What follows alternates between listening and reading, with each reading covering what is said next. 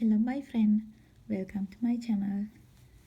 Okay, so today we are going to look at the vertex form of a quadratic function. Okay, so this is the quadratic function we are going to use. But first let's see what is the vertex form of a quadratic function. So as you have learned, the vertex form of a quadratic function is like this: y equals, or f of x, right, equals a times x minus h square plus k, right? So this is the vertex form of this function, right? So we are going to write this form for this quadratic function. So here a, h and k are constants with a is not equal 0, right? So if you substitute h for this one, right, for x, we are going, if x equals h, what happens to this function? So if your x equals h, so if you substitute h here, so h minus h is 0, 0 square is 0, 0 times a is 0 plus k.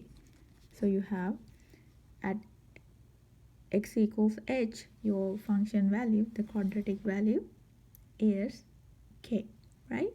So the other feature is h comma k is the vertex. So is the vertex of your function or the quadratic function, right? So h comma k, whatever the value here is x value of the vertex, and whatever the value over here for k is your y value of the vertex. So vertex is the turning point of your quadratic function or the parabola, right? Okay, so let's write the vertex form of this one, right? So here you have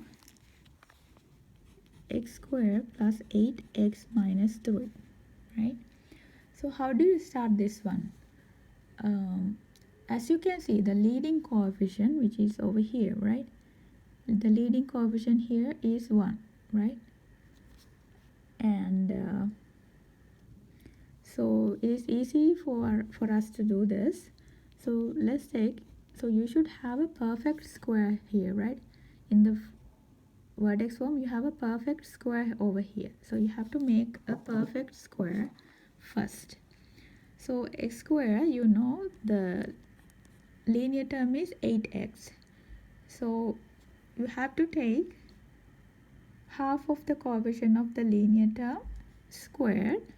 So let's take the half of the coefficient of the linear term. So the coefficient is 8 divided by 2, which is 4, right? And then you have to take the square of this, which is 4 times 4 is 16, right? So that is, here you have 16. Since you add something for this one, right, so you have to subtract the same thing, and then you have negative 3. See, so you have the same equation like this: x square 8x minus 3, x square 8x minus 3, and this is 0, right? Positive 16, negative 16. Okay, so nothing has changed here, right? So that's why you add, if you add something, you have to subtract something like this. And now using these three terms, you have quadratic term, linear term, and the constant term. So you can have the perfect square. What is this? If you factor out this one, it is x here, and this is 16, and this one is 8. So you have what? It should be 4, right? Because 4 times 4 is 16, so it should be positive. And 4x plus another 4x gives you 8x. So this is your perfect square, and the rest is what? Here you have negative 16, negative 3, which is negative 19. So this is x plus 4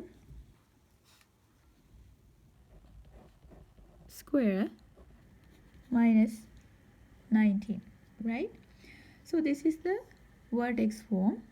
As you can see, your a, the leading term, so here a equals 1, right? And what is your h? So in the vertex form, it is x minus h square. But here you have x plus 4, then your h value is what? It should be negative 4, right? And what is your k then? K is here plus k, but here you have negative 19, so your k should be what? Negative 19. So this can, you can write this one as like this, x minus 4 square plus negative 19, right? So the leading coefficient is 1. So it is in the form of the vertex form, right? Like this, a times x minus h square. So here a times x minus h square plus k, right?